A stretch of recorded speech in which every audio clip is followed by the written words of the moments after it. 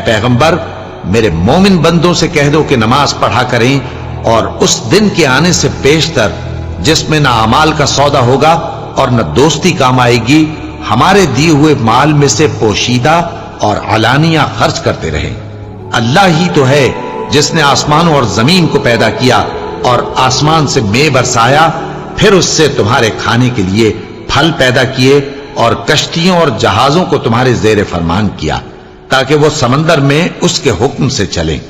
और नहरों को भी तुम्हारे जेर फरमान किया, और सूरज और चांद को तुम्हारे लिए काम में लगा दिया कि दोनों दिन रात एक डगर पर चल रहे हैं, और रात और दिन को भी तुम्हारी खातिर काम में लगा दिया, और जो कुछ तुमने मांगा सब में से तुमको इनायत किया। और अगर अल्लाह के एहसान गिनने लगो तो शुमार न कर सको, मगर लोग नेमतों का शुक्र नहीं करते। कुछ शक नहीं कि इंसान बड़ा बेइंसाफ